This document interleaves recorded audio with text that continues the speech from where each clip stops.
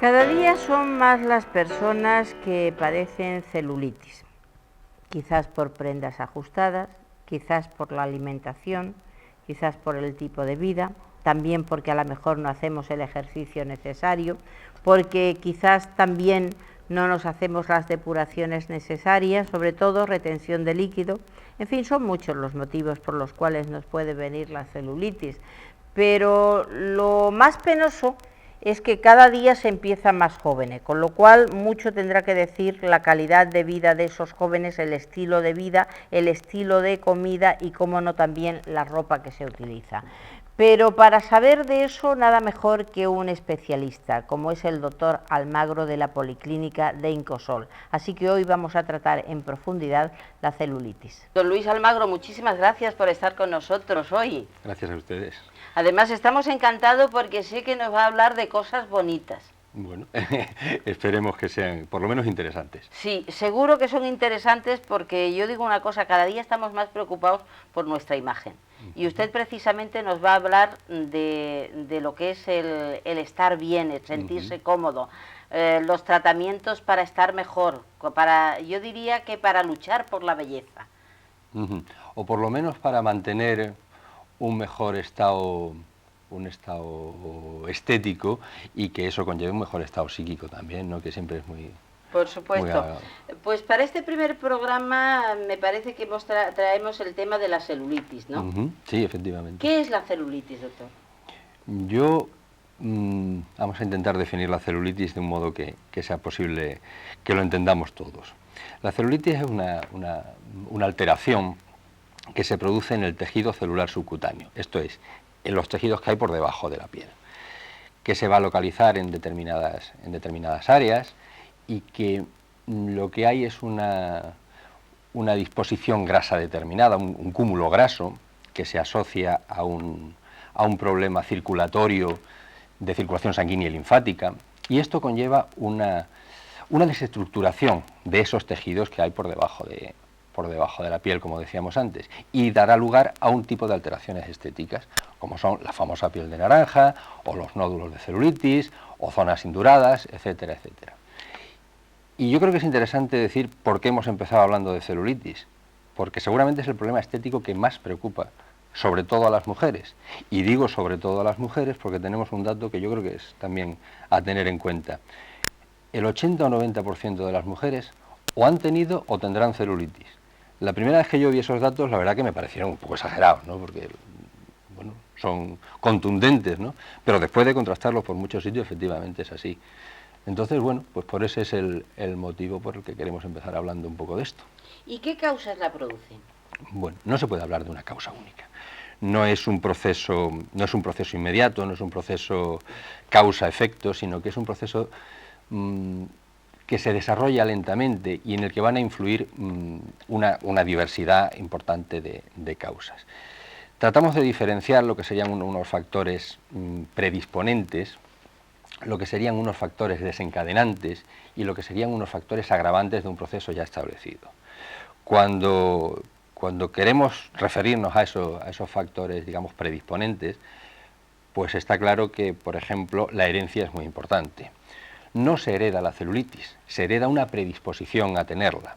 Y esto está claro porque hay familias en las que el número de mujeres celulíticas es mucho mayor.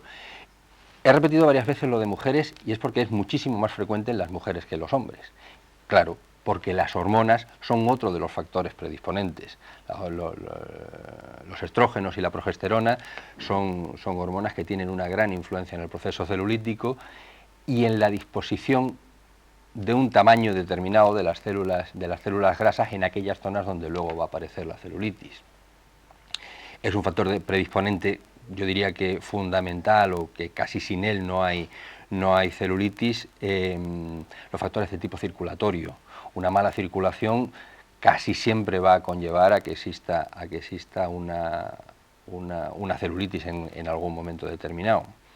¿Qué más cosas podríamos decir? Podríamos hablar de la postura, determinadas alteraciones posturales como problemas de columna o pies planos o problemas en la rodilla, modifican la postura, modifican la influencia de la gravedad sobre las zonas celulíticas y hacen que se agrave o que se predisponga que luego pueda aparecer el proceso. Doctor, perdone, le he oído decir que puede ser también, digamos, hereditario. Sí. Que puede ser. Entonces, se dan casos o se pueden dar casos que de madre a hija, la madre no ha tenido celulitis, la hija sí la tiene, y a lo mejor eso puede ser que viniese de la abuela, ¿no? Puede ser. Lo que he dicho es que se hereda una predisposición, no se hereda la celulitis propiamente dicha. Entonces, si sobre esa predisposición no inciden luego toda esa otra serie de factores de los que estamos hablando, posiblemente no se desarrolle. Eso es el caso a lo mejor más expresivo de todo este tipo de alteraciones es la diabetes. No todas las diabetes se heredan, se hereda una predisposición a, y en determinados casos se expresa o no se expresa. Bueno, pues o igual en un menor grado y con mucha menor importancia no se ocurriría en este caso. ¿Y existen tipos distintos de celulitis? Efectivamente. Vamos a ver. Hay tres tipos principales y uno que es el que llamamos mixto, en el que nunca todo es como aparece en los libros, sino que aparece un poco entremezclado, ¿no?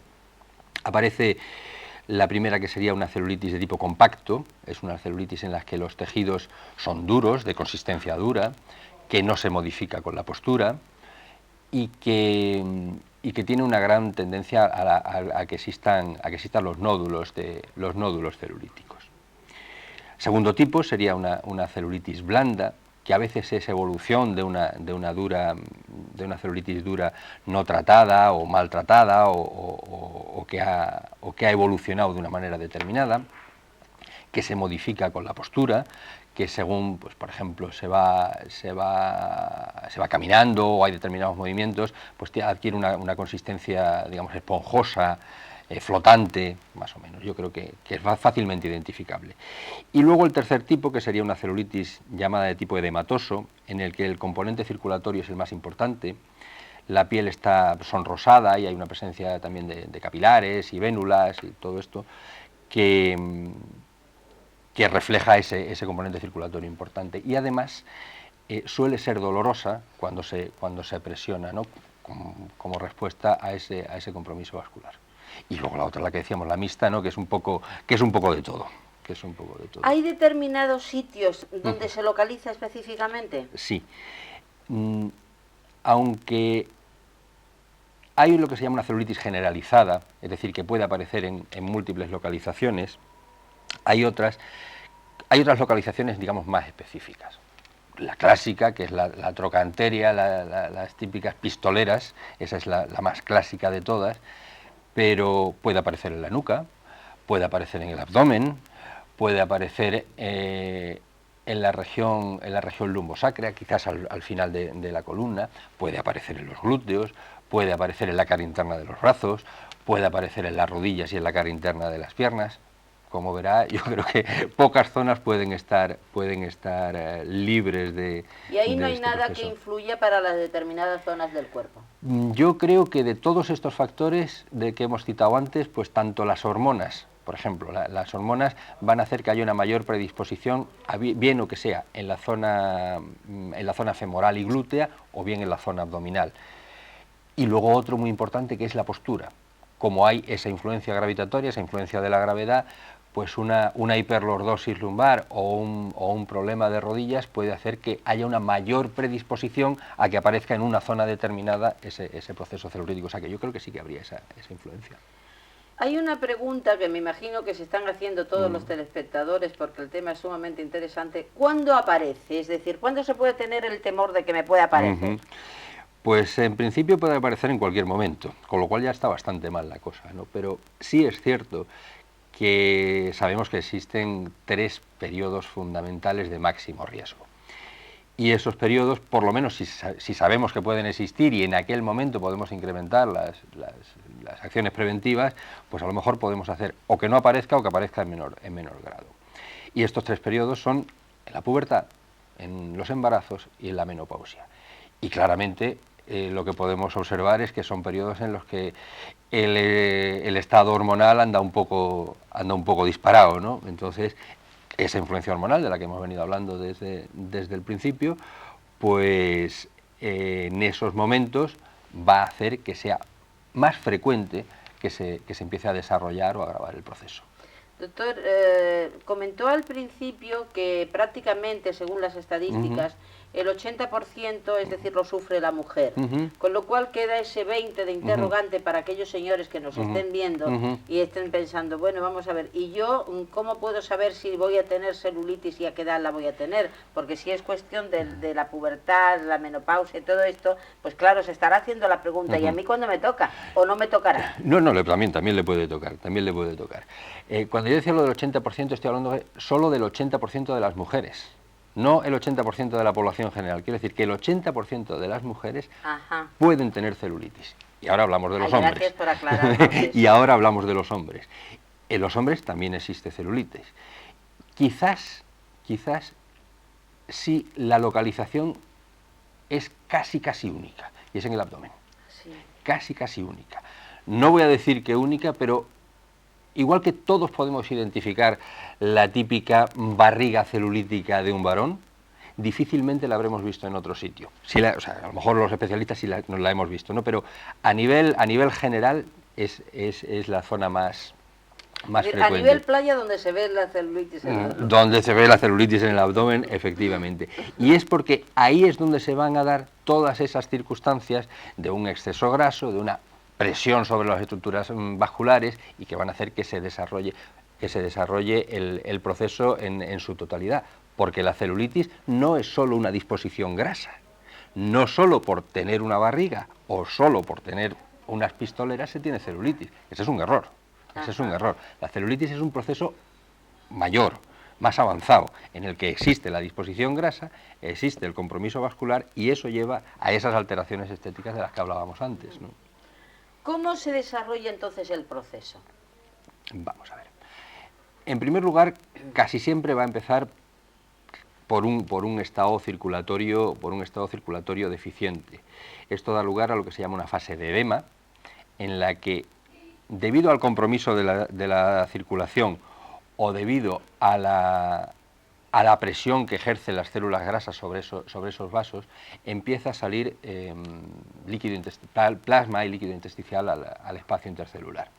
Eso desarrolla una inflamación, una respuesta por parte de los tejidos, que sería la segunda fase, que es la fase proliferativa, una respuesta inflamatoria clásica, con la aparición de la típica piel de naranja, y al final nos vamos al estadio más avanzado del proceso, que sería la fase de esclerosis, en el que ya aparecen nódulos de fibrosis y otro tipo de cosas, en los que digamos que todo aquello que podamos hacer empieza a tener resultados mucho más limitados, ¿no? Digamos que el proceso ya está bastante instaurado y resulta bastante difícil de revertirlo.